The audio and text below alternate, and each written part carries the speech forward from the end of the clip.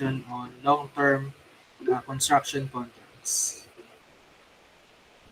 I want to emphasize the differences. No? You might encounter these accounts. So let me emphasize the differences between the uh, journal entries prepared under the new standard and the old standard. Okay, upon incurrence of cost, this is our journal entry. So all costs incurred will be accumulated through contract cost account. And then, of course, the related cash or accounts payable will be credited. Under the old standard, when we incur cost, we debited the construction in progress account. Okay? Construction in progress account is an asset account, more specifically inventory account. No? Yeah, it may sound familiar. No, work in process, di ba? So construction in progress is also an inventory account. Okay? So all costs incurred will be debited to this account. And then the credit, of course, will also be done to cash and accounts payable. So as you can see, both of these accounts are actually substantially the same, and the difference lies only on the account titles. So account titles lang sila may difference. Now, for billings to customer, our entries as follows. So debit to accounts receivable, and then credit to contract liability or contract asset, or whatever the account is. Now, under the old standard, we also debit the accounts receivable. But the corresponding credit is to progress billings. Now, what is progress billings? No? So, progress billings is an unearned revenue account. And when you say unearned revenue, the nature of that is a liability. Okay? So, under the new standard, contract liability. Under the old standard, liability also. Okay? So, again, the difference lies on the account titles. Upon collection, okay, the two entries are practically the same. So we have cash and accounts receivable. So the main difference now between these two uh, standards, new and old, is on the recognition of income statement account. So under the new one, the debit is contract liability and credit to revenue. Yeah, for the amount of revenue recognized for the year. And we have another entry for the construction cost. So debit to cost of construction and credit to contract cost. Under the old standard, these two entries are launched into one compound entry. Okay, so we have the cost of construction, debit, and debit also construction in progress. And lastly, credit to revenue. Now, as you can see, there's a difference now between revenue and cost, and it is debited to construction in progress. This pertains to the realized gross profit. So as you can see, everything cost incurred and the realized gross profit now are both recorded or debited to construction in progress. So when we compute for the items, of course, that would be presented in the balance sheet, they would be the same. They would equal. Okay? However, when we are asked to compute for construction in progress under the old standard, the formula will be as follows. So, construction in progress is equal to cost incurred to date plus RGP to date. So, why to date? Because construction in progress, as I have said, is an asset or inventory account, which is a real account. And if it's a real account, the amounts recorded no, in that real account is cumulative. That's why to date both uh, given. No? Now, in the presentation of balance sheet, as I have mentioned, they are practically the same. No? Under the new one, so we have here cumulative revenue less cumulative produce billings. The account titles or the accounts that will be presented in the balance sheet. It's either contract asset or contract liability. Only this highlighted account, okay? That will be presented in the balance sheet. So this is just a way not to compute for the balance. But this will be the item that will be presented in the balance sheet. Okay? Under the old standard, okay? So to compute for the account title or the account balance that will be presented in the balance sheet, we deduct cumulative progress billings from the construction in progress. Okay, so as I mentioned earlier, construction in progress is actually the same as your cumulative revenue. Construction in progress is construction in progress comprises the realized gross profit to date or RGP to date and the cost incurred to date. So when you add the cost and of course the gross profit, that's your revenue. Okay, and then syempre cumulative in nature. However, we call that the items no, that will be presented under the old standard as due from customer or due to customer. So due from customer is an asset account while due to customer is a liability account. So again, they are substantially the same. No? So contract asset, pag mas mataas ang revenue, due from, pag mas mataas ang construction in progress. And then contract liability if progress billings ang mas mataas. And then due to customer if progress billings din ang mataas. So they are basically the same. Okay? I just emphasize that na, just in case you encounter this account, construction in progress. Now, let's proceed to another topic, which is cost plus contracts. Okay. I have discussed the theoretical aspect of these cost plus contracts, such as the advantages and disadvantages to the clients and the contractor. So basically, cost plus contracts, these are more favorable to the contractor, no? Because the contractors are assured of no loss. Diba? Kasi the profit would be on top of the cost incurred.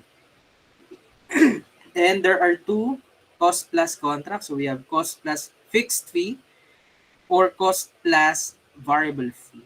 Okay, in this example, however, so we're going to focus on the cost plus variable fee. So let's read the problem. In 2021, ABC Construction entered into a contract to construct a building for 2 years. The contract called for a 10% fee on top of all costs to be incurred. At the end of the first year, 75 million pesos has been incurred and another 45 million pesos was expected to be incurred in the upcoming year. Okay, at the end of the second year, the project was completed and after incurring 50 million pesos. All costs are reimbursable from the customer. To compute for the RGP in 2 years. How are we going to compute for RGP in 2 years, no? If the contract is a cost plus type of contract? Okay? Substantially, okay, we're going to use the same formula. Okay? So let's just review the relevant facts. So we have transaction price and it is variable because it depends on the cost, so plus 10%. Then the cost incurred for 2021, 75 million. ECTC is 45 million. For 2022, cost incurred is 50 million. However, there is no ECTC because this is the last year of the project. Okay, now for the formula, we're going to use the same formula that we have for fixed price contracts. Ayan. Same formula, okay? The only difference is the computation of transaction price. Of course, under fixed price contracts, okay, it is determined already no, in the contract. Yeah. So there is a fixed amount already. Okay. However, in this problem, so we don't have the transaction price yet. So we're going to begin our computation on the total estimated cost. Here, total estimated cost. And we can compute for the cost incurred this year. So given we have 75 million pesos. For cost incurred in prior years, we have 0, of course, since this is the first year. So cost incurred to date is 75 million. The estimated cost to complete is 45 million. So the sum of these two costs amounted to 120 million. Now, from this 120 million pesos, we're going to derive the transaction price. And how are we going to do that? So according to this, cost plus 10%. So we just have to multiply this or add that 10% of this cost. So we can do that by multiplying this 120 million by 110%. So in 2021, we have 132 million pesos as our transaction price. And we're going to do basically the same steps. No? So compute for estimated gross profit. So the difference between the two, that's 12 million. Okay, and as you can see, 12 million is 10% of the total cost. 12 million divided by 120 million, that's 10%. So that's the same here. Okay. Now, percentage of completion, how do we compute for percentage of completion?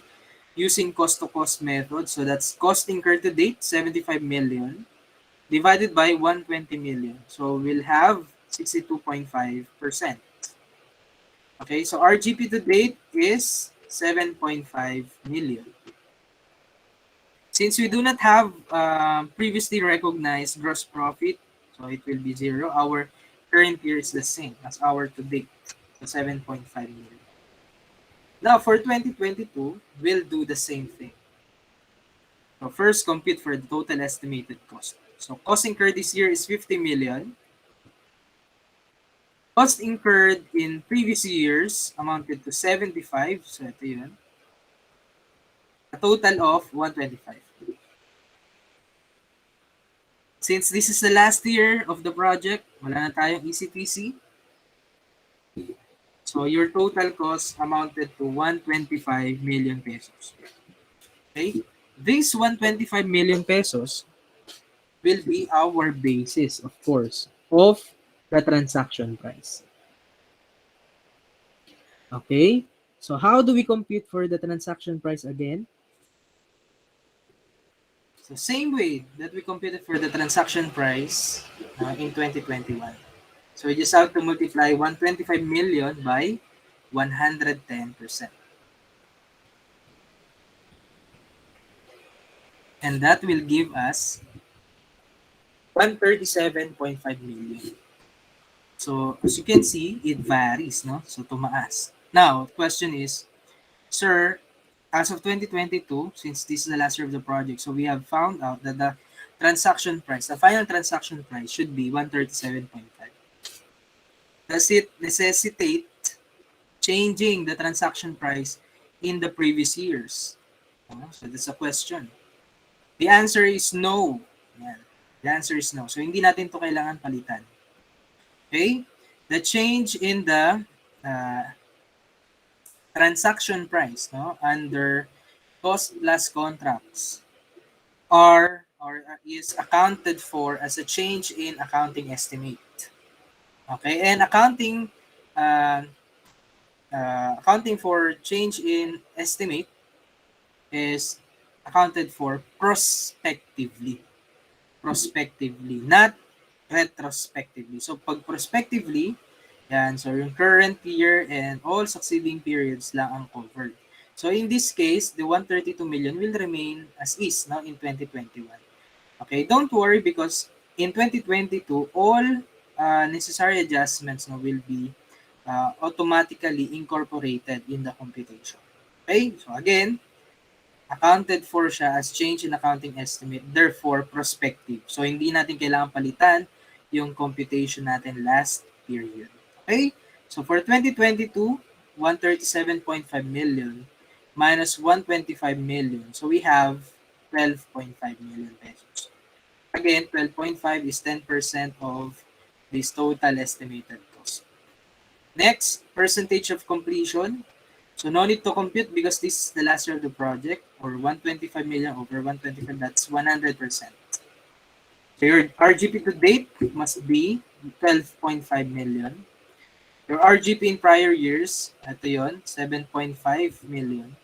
So, your RGP for the current year is 5 million pesos. Now, how do we compete for the revenue? Aside from RGP, of course, there are revenue and costs to be presented in the income statement. So, how do we compete for the revenue? Okay, we're going to compute for this, okay, in the same way that we computed for these items under or in the fixed price contracts. So same lang sila, sir. Yes, they are just the same, no? And how do we compute for revenue? That's transaction price times percentage of completion. And of course, deducting all revenue previously recognized. Okay. So, yun, no? So, sir, ang difference lang pala talaga nila is the computation of transaction price. Yes, yun lang ang difference nila. So, for revenue, that's transaction price is 132 million times POC, 62.5%. So, we have here 82.5 million. Okay? And the cost incurred is 75 million pesos. Okay, so your RGP is 7.5 million. So, they are the same. Okay? Now, for 2022, we're now going to refer to this transaction price. So, 137.5. Since last year of the project, 100%. So, 137.5 less any previously recognized revenue. So, that's 82.5. So, the revenue will be 55 million pesos. And for the cost incurred, so we have here 50 million. So your RGP is 5 million. So 5 million is again 10% of your cost incurred. So that's it for cost plus contracts. So again, I just want to emphasize the difference between the two, cost plus contracts and cost fixed price contracts rather, lies on the transaction price, computation of transaction price. Okay, so pag fixed price contracts, generally, they are the same. No, they are fixed. Yeah, fixed price. They're the same. So, regardless of the cost. Okay? However, there are events, no? There are events or there are contracts, no? Even if fixed price contracts yan, there are specific provisions, no? That involve variable considerations. Yeah. So it means even if fixed price yung contracts, pwede pa rin mag-change. No? Kasi alam natin, no, cost plus contracts, definitely they vary. No? They vary yung cost plus contracts. For fixed price contracts, generally, they are fixed. No? They will not change. However, there are some certain provisions. So, example is the inclusion of variable consideration. So, ano tong variable consideration? So, we have discussed this previously, and this pertain to um, performance incentives or bonuses, such as uh, the project was completed on time or earlier than expected. So, may dagdag na bonus, no? So, that will increase your transaction price. Pwede rin naman na penalty, okay? And, if may penalty, probably na-delay yung construction. Okay? So, ayun naman, pag penalty, it will decrease the transaction price. Okay? So, that's the nature of variable considerations. So, now the question is, these variable considerations, since they are, um, we are not certain whether they will happen or not. That's why they are variable. How do we now include this or incorporate this in our transaction price? Okay, we can only do so by estimating them. Ayan. Estimating them that's based on the experiences of the company. Ayan. So, ang magiging reference natin sa pag-estimate ng variable considerations, yung experiences ng company. And how do we estimate variable considerations? So there are two methods involved in estimating variable considerations. One is expected value approach. Under the expected value approach, by the way, this is a statistical tool, no, that sums up all the probability weighted amounts. So here we're going to determine the weighted average, no, of all possibilities. Yan. So of all outcomes. Say, we're not sure eh. For variable considerations, okay, the amounts, no, or these items depend on the happening of a future event. At marami yun, maraming possible outcomes. Pag maraming possible outcomes, we can use the expected value approach. Yeah. So maraming contracts na with similar characteristics. So marami, based on the experiences of the company, okay, iba-iba yung nagiging outcomes. So if there are numerous possibilities, we're going to use the expected value approach. The computation of which will be discussed later on. The other method is the most likely outcome. Okay, so this is the single most likely outcome. This is appropriate when there are two possibilities only. No, there are only two possible outcomes. So dalawa lang. Kapag dalawa lang, then we're just going to identify the most likely thing to happen or the most likely event to happen. Okay? So if there are two possible outcomes, again, we can use the most likely outcome approach. Okay? And then if there are more than two outcomes, we can use the expected value approach. To better understand this, it should be we should illustrate this by answering problems. Okay, so first problem related to this. On March 3, 2021, XYZ Corporation entered into a contract with Loverboy Company to construct a stadium for a fixed consideration of 5 million pesos. Included in the provisions of the contract is a bonus of 500,000 if the project has been completed 1 month earlier. As you can see, ito ang fixed consideration, 5 million, and then there is another consideration which is a variable consideration, 500,000. Okay? Which method? No? Which method is appropriate in this problem? Since there are only two outcomes. And what are they? So first, on time lang. Ayan. So when on time, the company will receive the fixed consideration of 5 million pesos only. Ito lang ma-receive niya. But if it was completed 1 month earlier, so early, it will receive additional 500,000. So 5 million plus 500,000, the total transaction price will be 5.5 million. So again, there are only two possible outcomes. And if there are only two possible outcomes, the most likely outcome approach should be applied. So yun ang gagamitin natin. So how do we apply the most likely outcome approach? Okay, we are just going to base this on the experiences of the company and kung ano yung mas nangyayari, no, which is more likely to happen, then that will be our transaction price. In this case, ang sabi sa problem, the company believes that it is more likely to be achieved than not based on its experiences with similar contracts. So based on the similar contracts that they had, yan, na-achieve naman nila. So, ibig sabihin, they can complete the project 1 month earlier. So, ibig sabihin, we are leaning towards this 5.5 million. So, if we are using the most likely outcome approach, there's no computation. Actually, no? So, we just want to pick between the two. And between the two, this is more likely to happen. So, this is your transaction price. Again, most likely outcome approach, you just want to select now which is more likely to happen. And that's why we pick 5.5 million. So no computation. No? Yeah.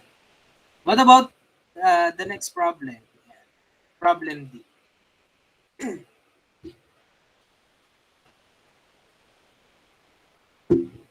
On November 3, 2021, XYZ Corporation entered into a contract with Loverboy Company to construct a stadium for a fixed consideration of 5 million within 5 years from the commencement of the contract. Included in the provisions of the contract is a bonus of 500,000 if the project has been completed at least 2 months earlier than the agreed period, and a penalty of 1 million pesos if the construction has been completed at least 1 month later than the agreed period. Okay? So as you can see, this is your fixed consideration, 5 million pesos. But there are two variable considerations. So we have here a bonus of 500,000 and a penalty of 1 million pesos. Now, which method is more appropriate to use? Okay, let's count the number of possibilities or outcomes, no? Okay, from this on this project. So first, okay, the company would be able to finish on time. So it will receive 5 million pesos only. So kung on time. What if it was able to complete, no, the project at least 2 months earlier?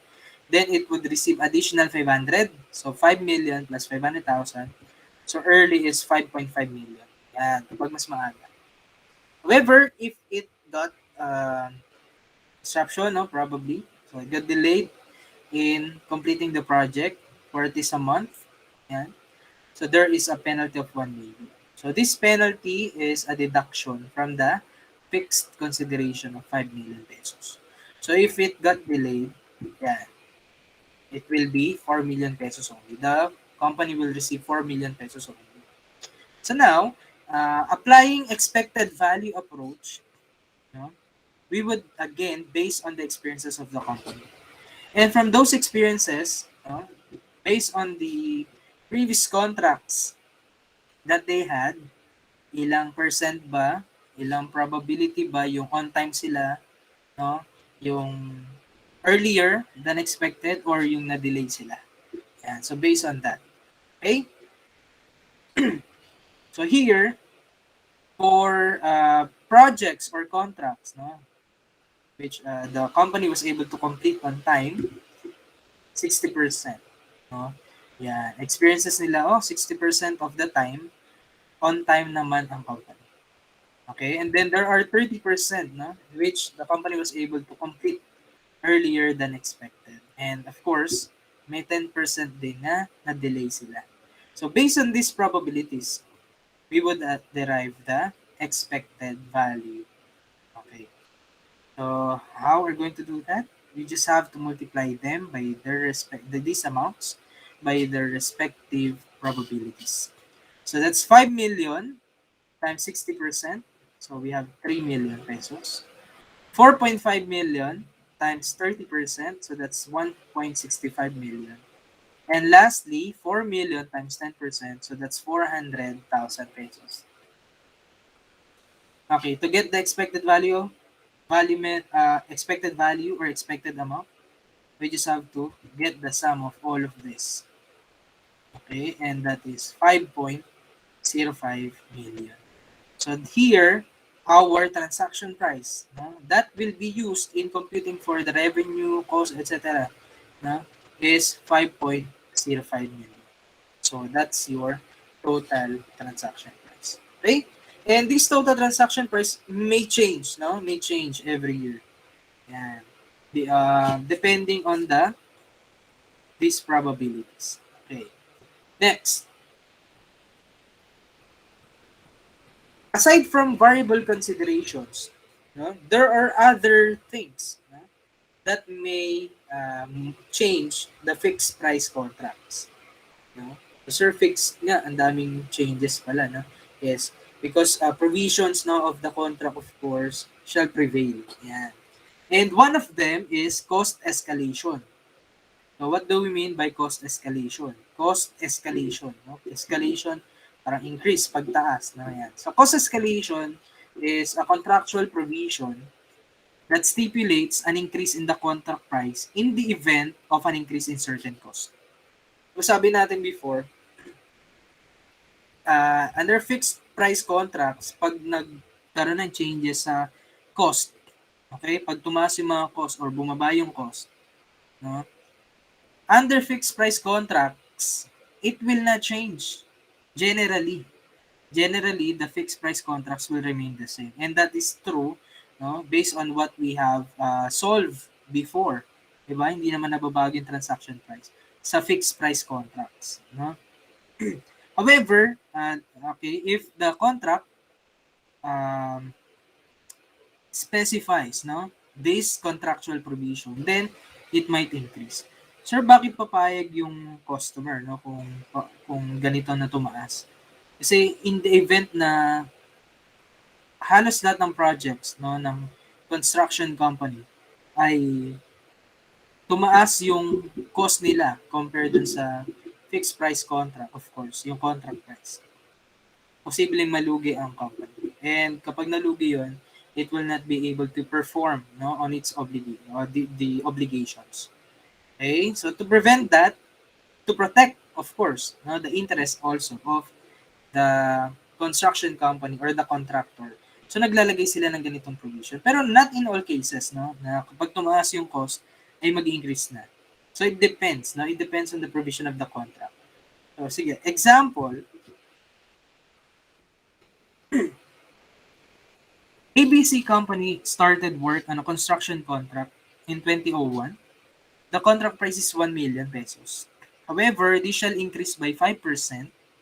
So magtataas lang if the cumulative inflation rate exceeds 6%. So again, no, hindi laging tataas. Hindi laging magkakaroon ng changes sa fixed price contract. Okay? It will only change, it will only increase, no, if the cumulative inflation rate exceeds the 6% rate. Okay? Information on the project is as follows. Okay. So in 2001, so we're given with cost incurred to date, estimated cost to complete, and the cumulative inflation rate. As you can see in 2001, the cumulative inflation rate is 4.95% only. Okay, does it warrant a change in the transaction price? No, because it does not exceed yet the 6%. Okay? However, come 2002, as you can see, the cumulative inflation rate exceeds 6%. Okay? 6.81% na siya. Does it warrant increase in the transaction price? The answer is, of course, yes. Okay? So in 2002, we're going to change, no, the transaction price. Increased by 5%. So what is the requirement? Compute for the realized gross profit in 2001 and 2002. Okay, class. The only change, no, that will happen, no, in this problem is the transaction price. Okay, the computation will be the same, no, as how we have computed for this before. So same lang sila. Transaction price again ang nagbabago. That's why we can use the same formula, no, to compute for our RGP. So let's review the relevant facts. So 1 million pesos is the transaction price of fixed price. However, it should increase by 5%, no, if the cumulative inflation exceeds 6%. So the cost incurred, 224, ECTC is 476. 2002, 294, ECTC is 222,000. So merong ECTC pa sa 2002, it means this is not yet the last year of the project. And in 2002, it has exceeded 6% cumulative inflation rate. Okay? So in 2001, since it does not exceed yet the 6%, so we're going to retain 1 million. So cost incurred this year is 224. Okay, prior year 0. Cost incurred to date is 224. ECTC here is 476. So when you add the 2, that will give you 700,000. 700,000, deduct this from 1 million pesos. So that will give you 300,000. Percentage of completion, 224 divided by 700. So same lang, no, na formula. That's 32%. So RGP to date is 96. Wala tayong prior year. So this is your current year also. From 2022, since eto na, nag-exceed na ng 6%, So we have to modify the transaction price, and it shall increase by how much? By 5% only. Okay? So, mali to. So, 5%. So, paano yon? That's 1 million times 105%. So, your transaction price is 1,050,000. To compute for total estimated cost, we can do the same. So, that's 294. This is your cost incurred this year or current year, and 294. Previous years, so 224. So, total is 518. Plus ECTC of 222,000. So that will give us 740,000 total cost. So how much is now our estimated gross profit? 310,000. Okay, what is your percentage of completion? That's 518 divided by 740,000. So that is 70%. So 70% times 310, 217. Less previously recognized gross profit, 96,000. And of course, 121,000 is our current year's RGP. So that's it for cost escalation. No? Again, let me repeat. The only additional computation here is the transaction price, no? The fixed price amount. And it will change depending on the situation based on the provision of the contract. Okay? Now, the other items that you may encounter under construction contracts are contract retention and mobilization fee. Okay?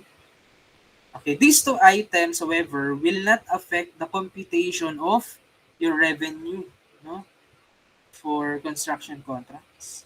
Yeah.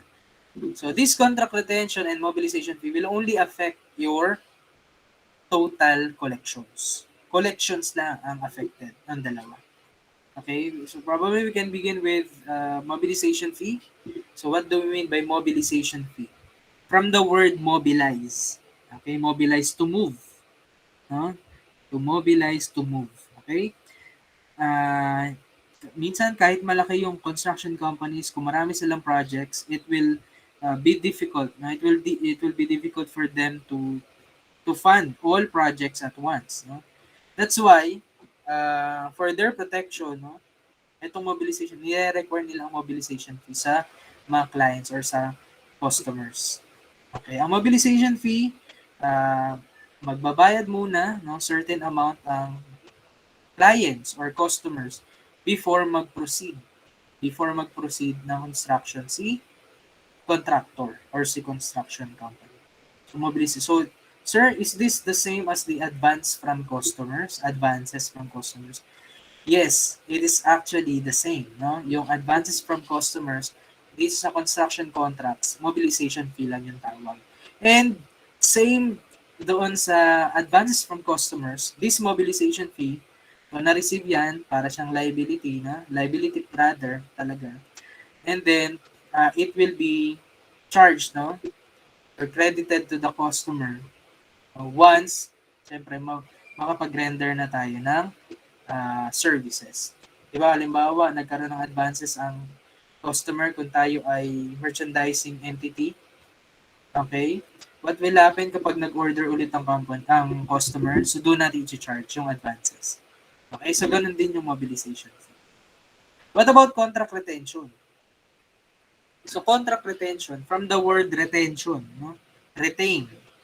From the word retain. So, naiiwan. Yan, yung contract retention. Retentions are amounts of progress billings that are not paid until the satisfaction of conditions specified in the contract for the payment of such amounts or until defects have been rectified. So ano to? Okay. So based on the contract, okay, binibill natin si customer or si client. Okay, so let's say 10% of the contract for first year, for the second year, 50%, etc. So, yun yung billings natin. Nasa yung progress billings. Those progress billings, generally, they would be due and demandable. So, it may be collected. No? sooner than later yung progress billings. Okay? So, makakollect yan. However, hindi lahat ng progress billings mako-collect natin, no? Kapag merong contract retention. So, yun ang ibig sabihin ng retention. So, we have the customer or the client will retain portion of these progress billings. Sir, bakit i-retain? That is for their protection naman. No? Protection ng client yun. No? Hindi sila magbabayad, may iwan sila, hindi nila babayaran in full. No? Until masatisfy yung condition na sinabi dun sa contract. Halimbawa, matapos nila more than 50% o kaya sa dulo, no? Ma-check nila na walang damages, na walang breach of contract, ayan. Walang defects, no, yung kinonstruct ng company. Tsaka nila babayaran yung retention. Yan. Kasi 'di ba, alam natin no, there are some construction companies, no, na parang sa una lang magaling. So pag nakuha na yung pera, etc., pwedeng takbuhan ka. So as part of their protection, ano yung client. So this is to make sure that all provisions in the contract are followed. Yan. Kaya hindi binabayad lahat. Hindi binabayad lahat ng client or ng customer until, yun nga, masatisfy yung conditions or until defects have been rectified. So, wala nang defect, no? Okay na lahat. O, tsaka natin mako-collect yung retention receivable. Okay? To illustrate, no, ito may computation to. Yan. The sample problem, for the month of October, November, December, so these are our billings na, for each month. 10%, 8%, 11%. When we talk about billings and it is expressed in percentage form, okay, this is based on the contract price or the transaction price. 10% of contract price. Yun ang ibig sabihin niya. So, on October, maniningil tayo ng 10% times 250 million. Ganun din sa November and December. Okay? Now, according to this problem, we have a contract retention. 10% of each billing naman. So, another percentage. However, this percent is not based on the contract price, but rather on each billing. 10% on each billing or of each billing. So, yun yung i-retain. So, halimbawa, sa October, 10% of the contract price. From that 10% of the contract price, 10% will be retained by the client. So, hindi natin yun makokolekta. Okay? So, later on, we'll do some computations. For now, okay, let's take note. From all the billings, only 11% billed in December has not been collected. Yan. So, ibig sabihin, this October and November, na-bill natin siya and then na-collect din. Itong December, na-bill lang natin siya, na-i-bill lang, nasingil lang natin sa client, pero hindi pa bayad. Okay? So, ang question is, compute for the total collections made during the year. So, again, contract retention will only affect your total collections. Okay. So, we could easily understand this by preparing journal entries. Yan. So, upon billing, okay, what is our entry upon billing? Debit to AR, accounts receivable, credit to contract liability or progress billings, di ba? Sa new standard, contract billing sa old standard, contract liability sa old standard, progress billings. Okay, generally, ganun yun. So, let's say 10% times 250 million. So, that's debit to AR, 25 million. Credit to contract liability or progress billings, 25 million. So, that's it. No? If walang contract retention. Kaya nga lang, merong contract retention. So, if there's contract retention, we have to deduct that. No? Okay. Yung 10%. So, sir, how are we going to compute for the accounts receivable? Yan. So, ito na. Yan. Pakita natin. So, for this one, the progress billings account or the contract liability will remain at 10% of the contract price. That is 25 million. So 10% times 250 million, 25 million. Yan. However, we can only bill 22.5 million, no, to the client as due and demandable. 22.5 lang. So yung 10% ng 25 million, 10% ng 25 million, that will be retention receivable, 2.5 million. Sir, as we can see, both of these accounts are receivable. So why separate them? Okay, as discussed previously, retention receivable may be collected only normally at the end of the project, no, or until defects have been rectified. So wala nang defects, nakita lahat, na-inspect na, okay na yung project, doon lang siya makakollect. Whereas for accounts receivable, sabi ko nga, this is due and demandable. So yan, ito yung makakollect ng client, no? Normally within a month, yan, makakollect na yan, no, upon billing. And since sabi sa problem, may na-collect na tayo. Ang 11% lang yung billings ng December ang hindi na-collect. So there is an entry upon collection. So ang entry natin upon collection will simply be debit to cash 22.5 million, credit to accounts receivable 22.5. So you can see retention receivable has not yet been collected. Okay, and then come November, and so there is another billing which is 8%, 8% again of 250 million. So 8% times 250 million, that is 20 million, no? 20 million naman 'yon. As you can see, ang accounts receivable 18 lang. Okay, kasi yung 10% niya ay retention receivable. So contract liability, ito yung 8% ng contract price, 20 million. Yung 10% i-retain ng client at yung 18 million lang ang pwede nating makolekta sa kanila. Okay? So upon collection, we will receive cash amounting to 18 million, of course, and then i-debit na natin yung accounts receivable na 18 million. So again, the retention receivables, of course, will be retained. Come December, since sabi, no, it has not yet been collected, so we only have billing entries. So entry will be 11% times 250 million. Okay, so ilan yun? That's 27.5. That's 27.5. And from this 27.5 million, the 10% will be retained by the client, so 2.75. Yung 90% lang ang pwede natin makollect. Pero since hindi pa naman ako collect, sabi nga dito, sa problem. So, yan lang yung ating entries. Now, to answer the question, total collections made during the year, so dalawa lang yun. Ito lang, 22.5 and 18 million. So, the correct answer is 40.5 million. So, again, mobilization fee and contract retention will only affect your total collections.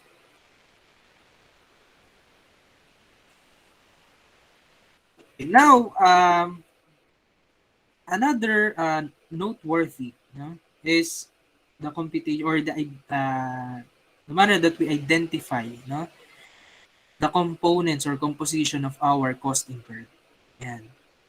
Doon kasi sa mga previous problems binigay na ano yung cost incurred, actual cost incurred today. But in some problems, we may be asked to identify which will form part of the cost incurred. Yan. Okay? So this problem asks for the percentage of completion at the end of the year. So percentage of completion.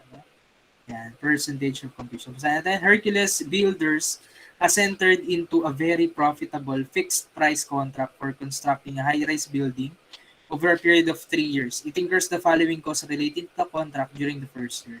So ito first year, first year items, yan. Ang tinatanong POC, percentage of completion. Anong formula for percentage of completion if we use the cost-to-cost method? So that's cost incurred to date divided by total estimated cost. Since meron na tayong total estimated cost, so cost incurred to date na nga lang. Okay? Sir, anong basis natin in determining the cost incurred? Yan. So, which will form part of the cost incurred? Okay, number 1, ang magpo-form part, ang kasama, all cost incurred for that particular project. No? So, which are directly attributable to that project. So, yun, directly attributable dapat sa kanya. Para sa kanya yun.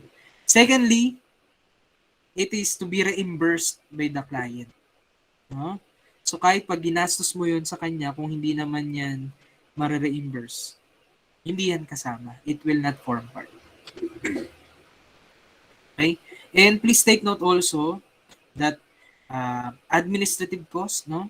And administrative cost, no? Other costs that are normally expensed, okay, may be included, no, as part of this cost incurred as long as they are to be reimbursed by the client. Yan. Okay? And then, syempre, lastly, all of those costs that are incurred during the construction period. Kasi beyond the construction period, definitely, hindi na yan kasama. Okay, so identify natin isa-isa. So first, cost of material used in the project. Definitely, ito, kasama yan. Okay? Pag ginamit mismo ng material. How about labor cost? Site labor cost, including supervision of 2 million pesos. 20 million pesos. Kasama yan, labor cost yan. However, do we include supervision cost, no, of 2 million pesos? The answer is yes. Kasama yan, class, di ba? So sabi natin, na-incur ba yan sa construction for this particular project? Yes. So may yung officers, no, dun sa site. Yan, supervision, mga foremen rather. So all of those labor costs, no, shall likewise be included in the cost incurred. So sabi ko nga lahat ng cost. Parang ano lang yan. Sa manufacturing entity, di ba we have syempre wages, no, for the factory workers. Pero meron din namang factory supervisors, yung salary nun. That's also included in the cost of the product. So similarly, ganun din dito. So that will also be included as our cost of construction. And number 3, agreed administrative cost per contract to be reimbursed by customer. Ayan. So, ito yung sinasabi natin, no, na okay lang kahit administrative cost yan, as long as it will be reimbursed and it is particular to that contract. So, this 10 million will likewise be included. What about the depreciation of the paint used for the construction? Kasama ba yan, sir? Eh, sabi nga natin, construction, no? Ayan, nakalagay. So, if it is particular, no, to that project, then the same will be included, no, as part of the cost. Sir, di ba pag depreciation expense? No, not necessarily. Di ba? Depreciation or somehow, no, if it's related to, syempre, administrative works, general works, no, that would be expense. Pero if it's related to, number 1, manufacturing, or in this case, construction, then it would be included as part of the cost. Okay? So, huwag malito doon. Next, how about insurance? And meron nakalagay dito, 2/3 for the other project. So only those that pertain to the this particular project. So 2/3. So yung 1/3 dito sa project na yun. So that's 6 divided by 3 times, ayun na yun. No? So yun yung 1/3. So kasama siya, however, not the entire 6 million. So only 2 million pesos. Yan. Next, marketing costs for selling the apartments when they are ready. Ito, this marketing cost, again, these are not incurred, no, for construction. Yan. So, hindi siya construction cost. Kasi nga, marketing cost na. So, nagbebenta na yan. So, it will not be included. Sir, what about this one? Depreciation of idle equipment not used on particular contract. Depreciation of equipment may form part of the construction cost. However, yung equipment na ginamit lang mismo dapat doon sa project. And according to this provision, not used on a particular contract. So, ayan, expense yan dapat, yung 2 million. What about selling cost? Selling cost, again, beyond the construction period na yan, no? Pagbebenta. It is not also included in the cost incurred. Next, borrowing cost incurred during the construction period. So, again, cost incurred during construction period, this will form part of your cost incurred. borrowing cost, no? So, yan. Mga borrowing cost, this is actually specified, no, in the standard. So, 1 million pesos will be included. What about advances made to subcontractors? Sir, ano ba tong subcontractors? Okay. Yung mga construction company, uh, they are not really, no, expert of all things, no, that may be constructed. Hindi sila